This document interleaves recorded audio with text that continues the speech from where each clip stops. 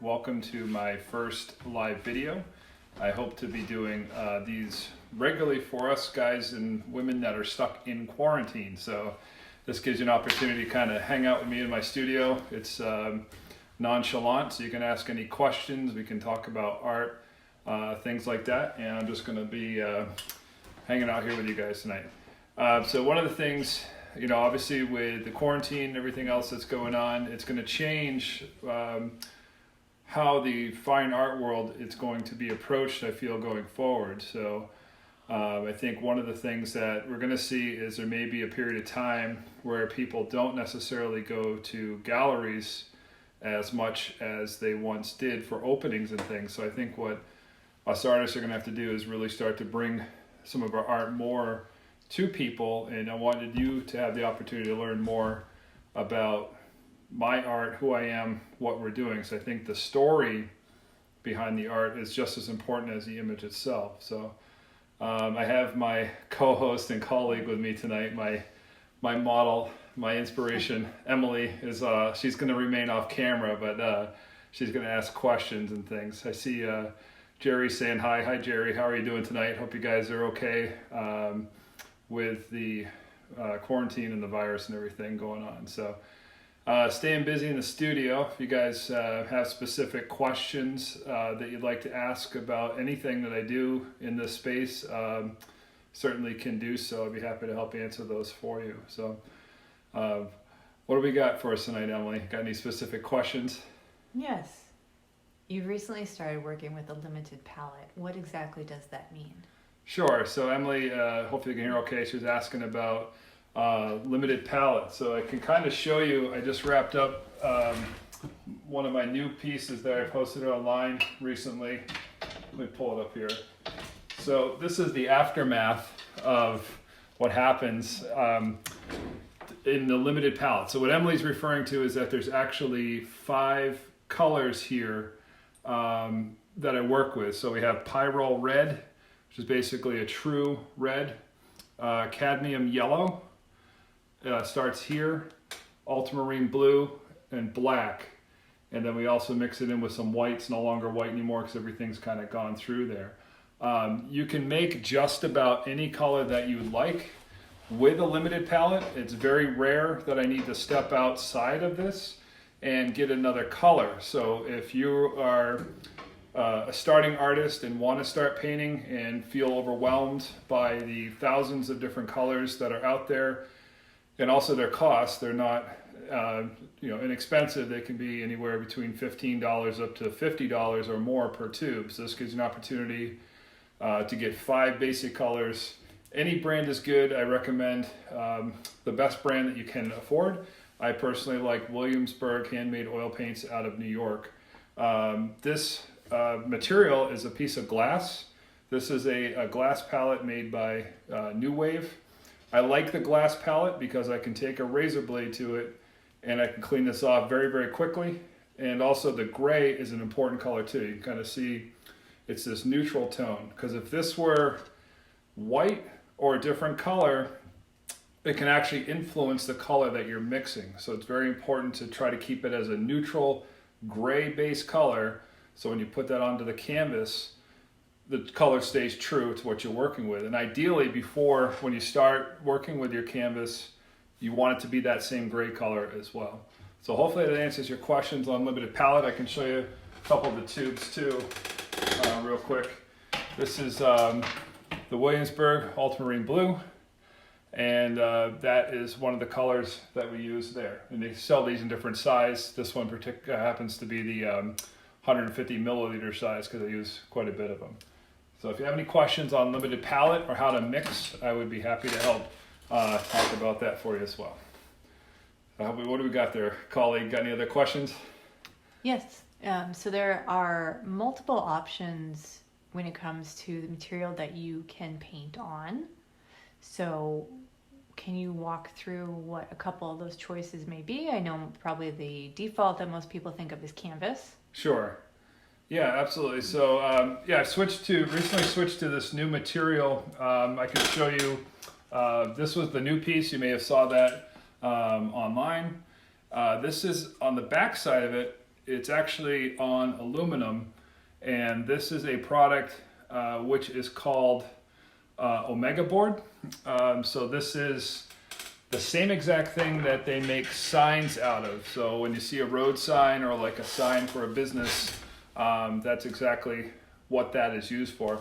When you work with a canvas, let me pull up just a canvas here, we have some around, you get kind of limited. So this is just a basic cotton canvas that you can get anywhere. I can open this up for you and I'll show you. So the main difference is what we call the tooth of the canvas. So when you look at this closely, you know, it's kind of got a rough texture. You can hear my nail on it. Now, if you're trying to be very detailed and fine with that, you're going to run into those little bumps, peaks and valleys on that canvas. So you may not be able to get as detailed as you want. But historically, the canvas was a very, you know, obviously popular material. That's a cotton canvas. That's just an inexpensive one. Sometimes those are good to have if you want to throw down ideas and work with that. I would actually recommend, if you're going to do something for frame or for a client or commission, I would recommend going on to something more like a linen canvas, archival linen canvas, which has got a finer tooth to it. Again, you're looking at those peaks and valleys, the knit of the canvas, how it kind of ties together like that, if that makes sense. But I've been looking for material for a long time that is light, is rigid, and has that smooth surface. And I found this Omega Bond, which is an aluminum. It's actually 2 sheets of aluminum, and it's got a very thin piece of plastic inside of it. And you can get those through sign manufacturers, sign companies local in your area, and they can cut those to size, which is really, really nice that you can get any size you want. And if you have a good sharp saw, metal saw, you can actually cut them yourself to any shape you want in your shop too. So hopefully that answers your question on painting material. Yes, thank you. You're welcome. Now let's talk about the other item that artists use. So I guess most commonly you would think brushes. Sure. There was one time that you were gifted a squirrel hair brush, which coincided with the squirrel falling out of our ceiling and dropping into the Christmas tree. But what are other items that you might be able to paint with? Sure. So sky's the limit in terms of what you may want to use to paint with. I can show you some tools that I use. I mean, commonly, this one's actually got paint already on it. This is just a palette knife. They come in very different sizes. You can get them in different materials, metal, plastic, whatever you would like. But this one is just a metal one. I use this to mix this black color.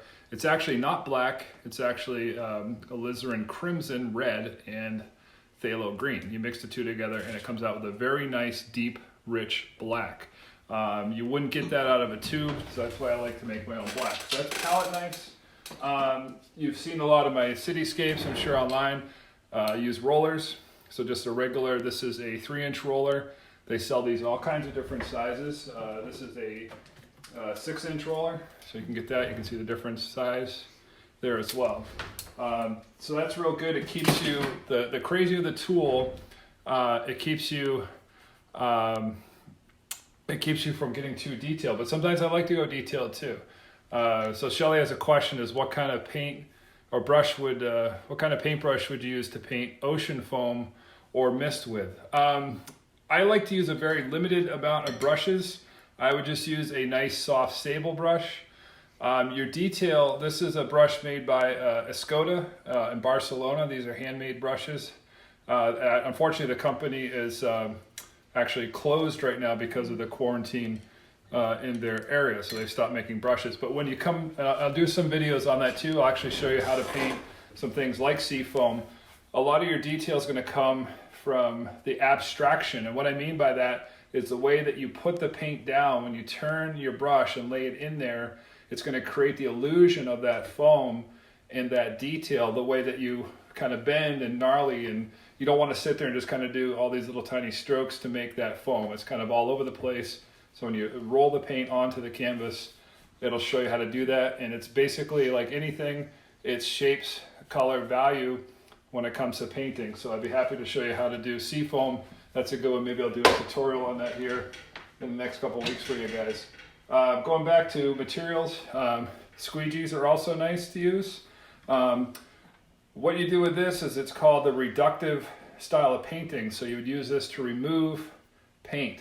So you put the paint down, and then you would take this to pull the paint off the surface, and that white or brightness of your canvas or material is going to come through the surface of the canvas. And again, different sizes.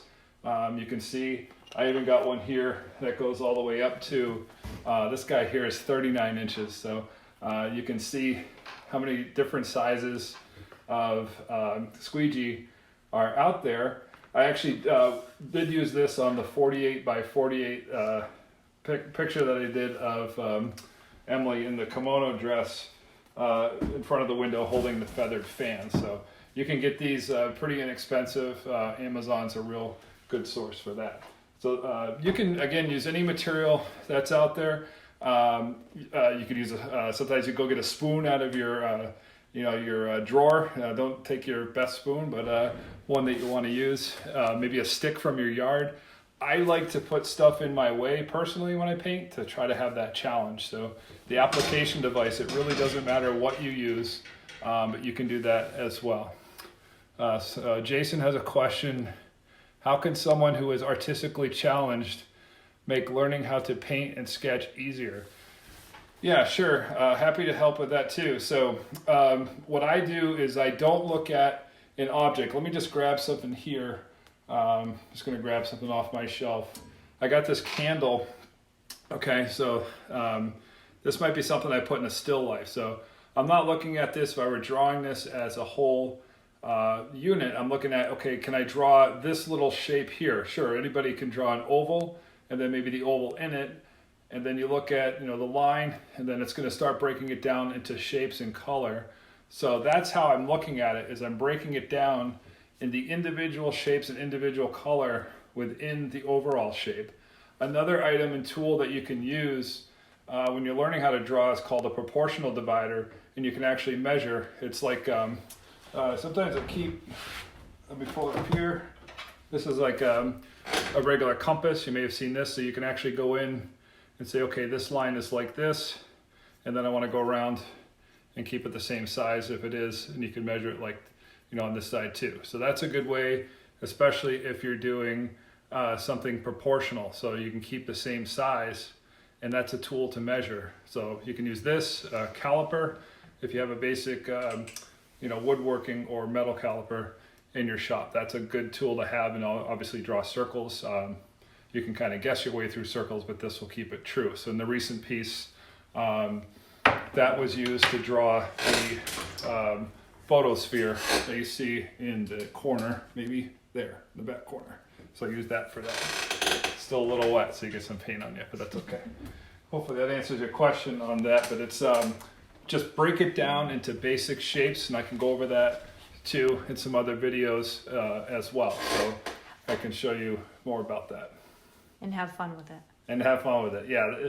I always say, if you were trying to draw a horse and it looks like a house, you may want to sharpen up a little bit, but if it looks something like a horse, then you've done the job. So that's it, right? There's no right or wrong, so it always keeps it good, right?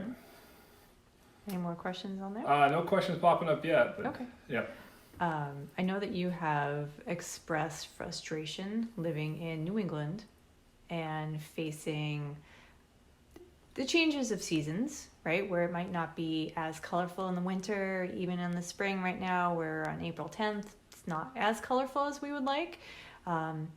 Any suggestions on how to kind of get over that slump when it's dark and dreary and gross outside and you just want color and vibrancy? Vacation, go on go to the islands for 2 weeks. Within a limited budget. Yeah, right? Course, yes. Yeah. So, I mean, one thing that I've done is gone to a local florist. I've done that. Buy some flowers, just get some organic color in your studio or house just to break that up. There was a series of paintings that I tried working with last winter, kind of towards the end of March. Maybe I'll release those at some point, but that's a good way to do it. There's actually when you go out in the snow in the winter, there's actually a lot of color in the snow. If you stop to really look at it, it's going to be different. Obviously, you're not going to get yellows and reds, but you know, the depth of the shadows in the snow has a lot of purple, blue, and those types of colors that are in those shadows. So if you think about it and you go out and look at it, that's a good experience. Obviously, it's hard to sit out there in the snow and paint because it gets cold in New England, but you can work from a photograph. It's really hard to do that. I think the colors are a lot different. I would be happy to show you some other information I've learned about working from a photograph. You know, like if you take a photo of a sunset, for example, we've all tried to do that. The foreground always comes out pretty much black or dark, but if you're standing there in reality, it's not black and it's not dark. It's actually full of color. So if you were painting that in live in person, it's going to be a lot different of a look than what you're seeing when you're working from a photograph. So that changes everything. Recently I've switched to painting from life. I have a light box that I built, and you get more true tone, true color out of there. And we'll talk about color mixing and stuff in other videos. Might the use of florals at any point during the year tie into good advice for a beginning artist, so where you can make it a little more abstract and still identify it as a flower without having to do too much detail? Yeah, sure. So organics are definitely a great source of material versus trying to start out doing a portrait. A portrait is obviously you got to have the, you know, the eyes in the right area, the nose, the mouth, everything like that. But if you're working of a bouquet of flowers, nobody's going to know if this petal is off or, you know, this leaf was turned a certain way. Nobody's going to know that besides you. One thing, if you're painting from a floral arrangement, that you'll actually notice is the flowers will twist and turn their way towards the light as you work with it. So that's something that I think an artist would observe over a few hours of time. What you may want to do is keep trying to change it and, you know, change your painting to chase that light, but you kind of got to lock it in at a basic shape, and then you kind of just make it up from there. Or the other thing you could do is work with you know, fake flowers if you wanted to do that too, so they won't move on you. But that's another one too. But they might last a few days. Then they start to get kind of wilted. I wouldn't be too hung up on painting every single detail of a flower. You just kind of want to get that shape down and go from there. You'll learn more painting the same thing 5, 6, 7, 8 times than you will spending 5 or 6, 7, 8 times as long on the same painting. Start over, do it again, start over, do it again, start over, do it again. Touching upon lights and flowers chasing light and things like that, obviously natural light would be the best. If you could paint in sunlight all the time, that would be great. But what are the different types of lights? I know you've experimented with like a blue light bulb or a red light bulb. Is there, what's the impact that has? Yeah, sure. So I've recently tried to switch the studio lights into 5K light. I have one up here. 5K light is going to be more of your true overhead lighting, like almost like a high noon light. When you're inside your studio, the light that's like the color of this wall, I really don't like it. It just probably should be a gray. That may be something that we're working on. This summer is changing too. But a lot of times, like your incandescent bulbs are going to throw off a yellowish hue, but you really want a pure white light if you can. I use the 5000K bulbs. You want a light that's right above your canvas, ideally directly down. You don't want a light coming this way at your canvas. You want it to come from down up atop. And also, if you can get some lights near the ceiling, the best you can at a 35 to 45 degree angle to create a bounce, that's going to be the best light for you. When you put in, obviously, any type of like blue or red light, that's going to change the reflection. I might do in my light boxes over here. We can probably show that here in a moment. I'm going to change, might change the bulb in that just to try to show you guys what the different look would be with red and blue. Jason has a question. Let me see if I can scroll back here real quick. It says, human eye always captures things on camera that we cannot always see. Yeah, exactly right. So cell phones too are really, really good at bumping up the color, getting everything bright and true, but and trying to make it very vibrant. But in reality, when you start to paint, colors are very, very dark and it's very dirty. It may look like, I'm trying to think of something behind me here. This might look like a red, but and if you paint because it's on this camera, but in reality, it's probably like a grayish red.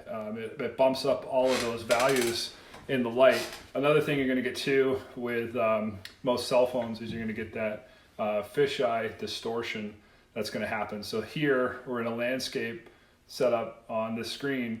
If I were to take this as a photograph, by the time you get out here, you almost probably can see it with my hand. It might do like a fisheye kind of effect to it.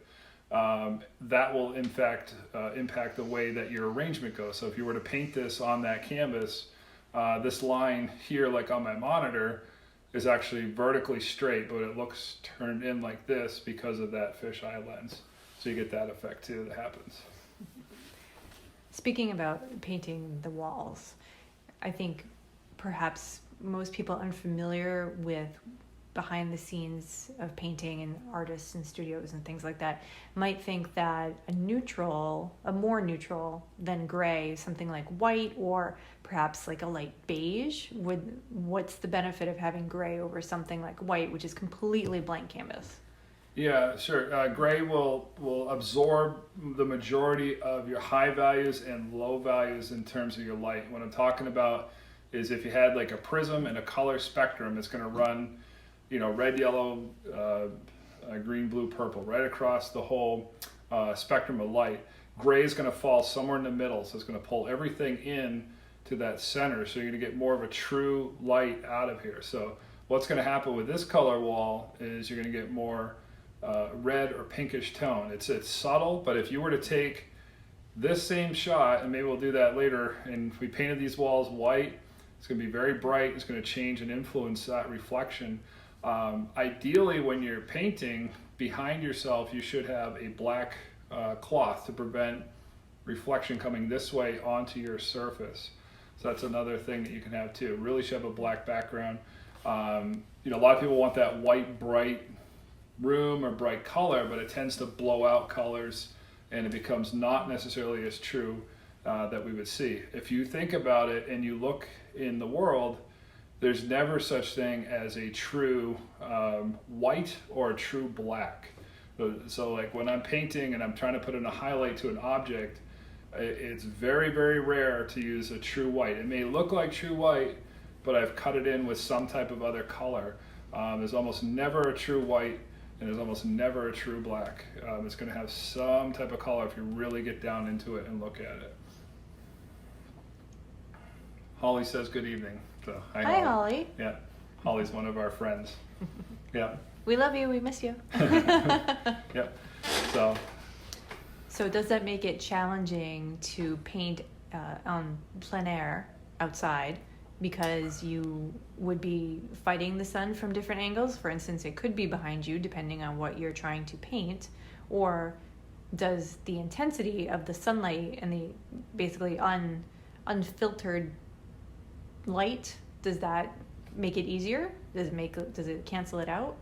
It's very hard to do the plein air. You're going to want to try to get down my approach would be is to try to get your middle values first. So when I say values, I'm talking about the relationship of the objects, dark to light. So I'm going to look out on the landscape that I'm working on, and I'm going to try to pick the middle tone. I'm going to find it's not the brightest, it's not the darkest, it's right in the middle. And then as the color moves, you can adjust up or down from that point. It's very difficult to go one direction or the other, but if you start in the middle, you can kind of work your way out from there. A lot of times too, it's just about getting down the basic idea. You can actually take color samples real quick when you mix with like a limited palette, and you can put your color samples down, and that way when you go back into your studio after you've laid down your basic layout of the landscape, you can go back in and then you'll have that reference and know, okay, at this time that was the color of the tree shadow, that was the highlight of those leaves, and you'll have that for reference to pull back on. It was not uncommon for a lot of these artists to finish their plein air paintings that they started outdoor back indoor days and or weeks later. So it wasn't all necessarily finished on the spot, as much as Monet would have wanted you to believe he did everything. Very, very common for them to wrap it up in the studio. So you get basically a lot of it down and then go from there. Bill says hi. I remember I used to work with Bill. Hi, Bill. Yeah, background lighting is huge. That influences. You had a question about background lighting. That'll absolutely influence objects and change tone. So you just try changing out some bulbs in your house. Even different wattages, 20, 40, 60, 100 watt. Obviously, that'll change. But in terms of working and setting up, still life or something like that, you want an absolutely true 5,000 K light. Ideally, if the whole studio could be lit in 5,000 K light, that would be really, really good. When you talk about natural light, you really want to have this window here is facing east. Ideally, you don't want that. That's why the curtain's usually drawn. You really want north face light because it doesn't get as bold and as hard a light coming through. So the studio should be set up north face light, and then it should have some almost like a greenhouse exposure where you have that roof to it too, so everything can come in and you get that softer, more true natural light into the studio. Ideally, it should be north facing window. Yeah, at about a 20-foot height. So. Yes. So look for that in our dream home some year. We build the home. You get an arboretum. I get a north facing window, right? Not necessarily a clothing line, but I get. Maybe that's what they meant all along. So I'm not sure. Yeah. Sure. I don't know. Wow, we stumped Emily. That's a good thing to do. So. Well, you've reached your half-hour mark. Oh, we're at the half-hour mark. Okay. I'll give us another moment. If you guys have any questions, feel free to type it up. Other than that, the plan here going forward is, it looks like Emily might have a question. I'll conclude there. Oh, sorry, not so much a question, but just touching on light and camera and things like that. When you're at the point of doing a portrait of someone, I think it's very important, and you can probably speak more to this, to actually have a very clear, well-lit photo, right? Because I think in the past, some portraits that I've seen, not just from you, it seems to be a lot of negative feedback, like, oh, this doesn't look like that person, like that's not right, and that's not right, but it's true to the picture. But is that where the discrepancy comes from, where you think it should look like something, but it really doesn't because of the lighting and the camera? Yeah, that can play a role in it. John Singer Sargent once said a portrait is nothing more than an attempt at a likeness with something funny about the mouth, right? So, with your cell phone pic, again, it's going to blow out a lot of colors. It's going to bring the highlights above and beyond what they are in reality. You're also going to get that fisheye optical distortion. The lighting in the room may not be ideal as well. So it's really difficult at times to get a good source photo to work from. We can talk about that also more in upcoming videos. I actually stopped using the camera on my phone to take photos. I'd rather use Lightroom by Adobe. Adobe has that product. It's like through Photoshop. They got a nice inexpensive subscription service. It's like $9.99 a month. Very reasonable. Lightroom will allow you to change your what we call the white balance, and that's how the light affects the area. So you can set it for incandescent sunlight, or you can do an auto white balance or change it manually. But that's a really big role, is having a great source photo. And ideally, when you do the portrait, you'd want your photo to be the same size as the portrait that you're making.